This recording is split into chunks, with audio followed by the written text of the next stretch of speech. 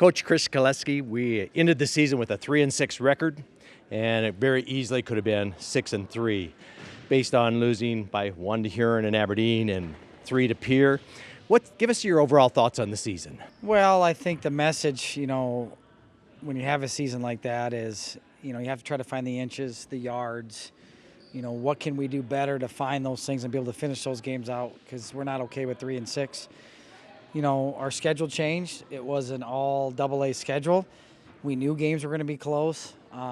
It's a little bit disconcerting that we couldn't finish some of those games out. However, we also, on the positive note, we're close in a lot of them in those competitions, and to know that, we competed and, finished the season off on a strong note. Really hats off to the boys for staying positive throughout the year. Being there for each other, that's something that I really noticed, that they didn't get negative on each other. They really cared about each other. And it was really nice to kind of finish the year the way we did against Spearfish, because they stayed together and they kept working hard. Good. Chris, talk a little bit about the offense first. Let's start with Carter Williams. Your quarterback had passing 101 times of 203 for 50% completion, 990 yards, and the second best rushing in yards with 45 carries, averaging 5 yards per carry. Talk a little bit about Carter Williams.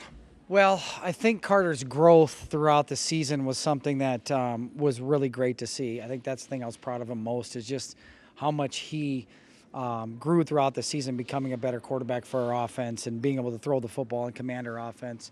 So that's something that I'm really proud of the development there, and Coach Anderson working with Carter and just seeing how he got better each week. That was something that was really positive. Definitely a huge improvement every week. Let's talk a little bit about Sully Jost. He led the Scoopers in rushing with 139 carries and even missed a game, saying he had 850 yards. He averaged 6.12 yards per carry, 9 touchdowns. Talk a little bit about Sully.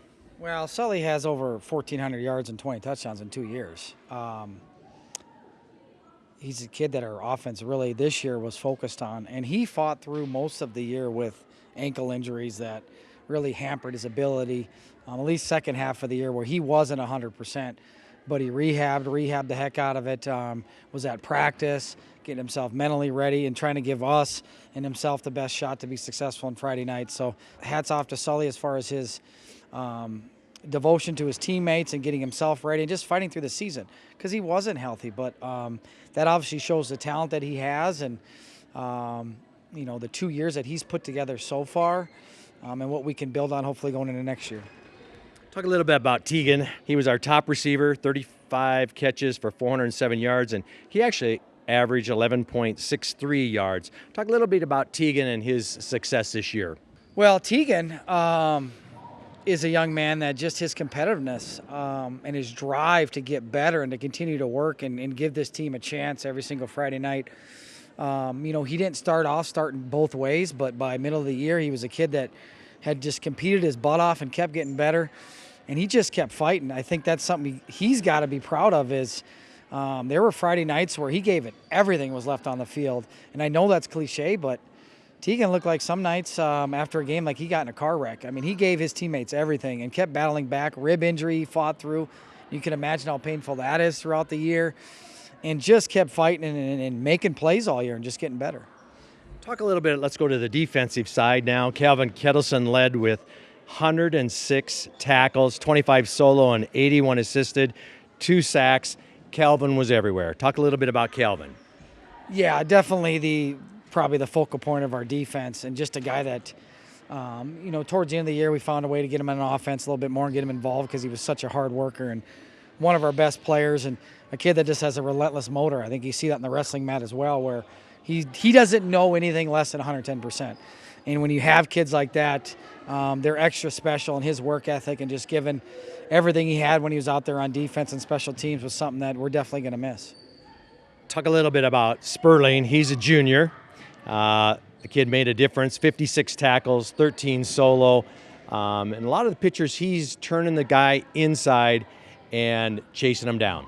I think Robert's a prime example of a kid that just grew into himself and gained more and more confidence every single week on his ability and what he can do, took to the coaching, And I think Robert, when he sits down and looks at how the season went, he might be a little bit surprised of what he accomplished.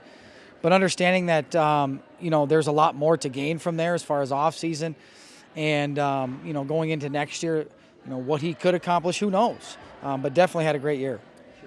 Let's talk a little bit about Character Counts, your program that really highlights one or two kids every week that for something extra special they done. Talk about Character Counts. Well, we don't want to be a program that's transactional. What I mean by that is a program that just is worried about wins and losses.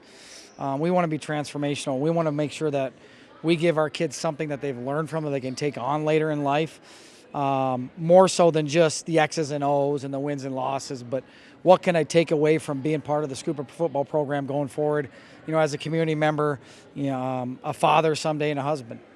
Talk a little bit about how your team matured from the beginning of the season where we were at Brookings and we struggled just a little bit to the end of the season where we were hitting on all cylinders. Just the fortitude of our players just to stay positive throughout the year and to be coachable until the last week of the season, the last Thursday practice, to be positive on each other, keep picking each other up. I never saw them get negative on each other, and that was something that really caught my attention towards the second half of the season. They just kept working, kept showing up, and that's a special group. And Cade Wilner said it best when he said, "Coach, we just care about each other," and they did, and it showed. Coach, we got 16 seniors. We're losing to graduation. A lot of fantastic players, a lot of your starters.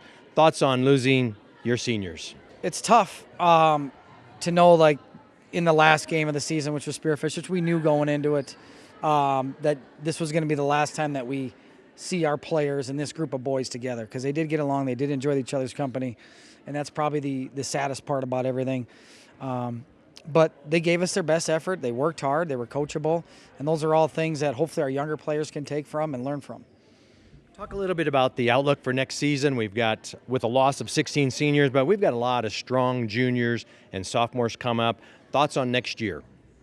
Well, just knowing, where we stand right now in AA as far as, how the season went and what we can do to improve on that and get better, and just be consistent with those things and try to find where those inches and those yards that we maybe have missed this year or in the offseason, where we can find those at, and how to start bringing this group of boys together once the summer hits so they can be ready for a season and a schedule like we had this year. Coach, congratulations on a good season. The record didn't reflect, I don't think, anywhere close to what our performance was, and we appreciate your efforts keeping the kids motivated and being like family. I appreciate that a lot. When I look back at these boys, I do think that there's a lot of things that they can take from our program, and I hope they feel that way.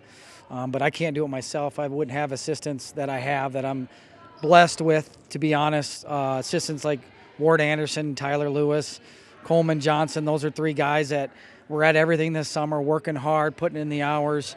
And then you have quality guys like Coach Hess and Coach Jost, Coach Cass, Coach Burnham, who's a former player that comes in and works with our DBs, and then Coach Graff as well, who comes in and just has the boys over for dinner. All those things make a difference, and I can't do it without our assistants for sure.